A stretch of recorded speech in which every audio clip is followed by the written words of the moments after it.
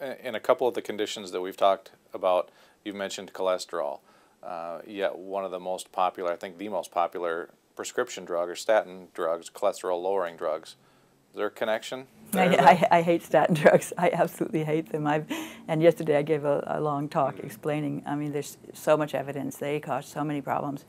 And they certainly don't, it's not a fair trade-off. You'd never win, in my opinion, almost under any circumstance, taking a statin drug, given all the damage it's going to cause, compared to the slight chance that you might avoid a heart attack, which I think is true. I think they do prevent heart attacks, but in very modest amounts. And lots of people have to take lots of drugs before one person avoids one heart attack. So it's not worth it for that, in my opinion. So many problems. And of course, cholesterol itself is a key one, because cholesterol is so important to all the cells, especially the neurons. The brain has 25% of the body's cholesterol, with only a small percentage of the body's mass, like 3% or something. So 5%, I forget what the number is, but very small percentage, much, much higher cholesterol to mass ratio in the brain. It really needs that cholesterol to be able to work properly. And so, and statins are connected to cognitive disorder and memory problems, and transient global amnesia.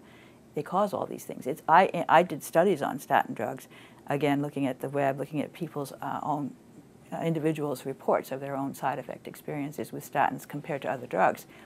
And you can just look at statistical differences in words and find a huge list of nasty things that are caused, people are mentioning more often in their reports on statin drug side effects compared to other drugs. Things like ALS and dementia and various problems, of course, with the kidneys and the liver, and all kinds of muscle pain. Huge, significant report of muscle pain, muscle weakness. They really clobber the muscles. That's their biggest thing they damage first, particularly in women. And so they tell you take this statin drug and go home and exercise every day, and that's a really bad combination. And in fact, papers have shown that exercise is of no benefit if you're taking a statin drug. But if you aren't taking a statin drug, then the exercise is good for you, So it basically derails your opportunity to improve yourself through these other things that are known to be beneficial. They're no longer beneficial because of the statin. What I think it's doing is actually very interesting, because I think it's pretending to be cholesterol sulfate.